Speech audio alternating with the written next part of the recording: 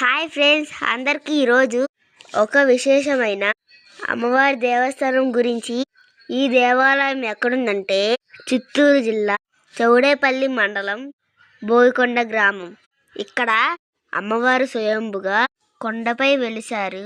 అమ్మవారి విశిష్టత గురించి ఎంత చెప్పుకున్నా తక్కువే.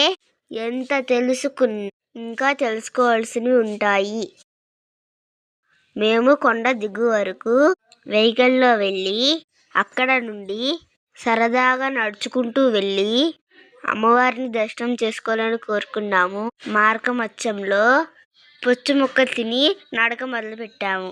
నడక మార్గంలో నవద్వారాలు ఉన్నాయి. నడుస్తూ నడుస్తూ అలా ముందుకు వెళ్ళిన తర్వాత శ్రీ రణబేరి అమ్మవారి గుడి వచ్చింది. ముందుగా పోతరాజు స్వామిని దర్శనం చేసుకొని ఆలయం లోపలికి వెళ్ళాను. నేను వచ్చానని గంటను మోగించి అమ్మవారితో చెప్పుకున్నాను.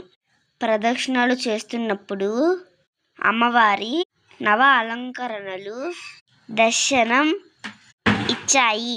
ప్రదక్షిణం పూర్తి చేసి అమ్మవారి ముందుకు వెళ్ళాను.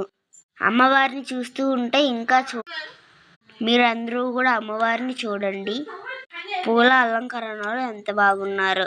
కన్నుల నిండుగా అమ్మవారిని దర్శించుకున్న తర్వాత మా అందరినీ చల్లగా చూడమని, మాతో పాటు మిమ్మల్ని కూడా చల్లగా చూడాలని అమ్మవారిని కోరుకున్నాను.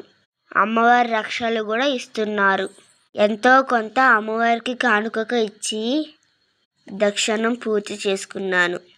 దర్శనం పూర్తయి బయలుదేరుతుండగా మరొకసారి అమ్మవారిని చూడాలని వెనుతిరిగి చూస్తూ ఉండగా అమ్మవారి కృప నాపై ఉందని సాక్ష్యంగా అమ్మవారి హారతితో నిరూపించుకున్నారు.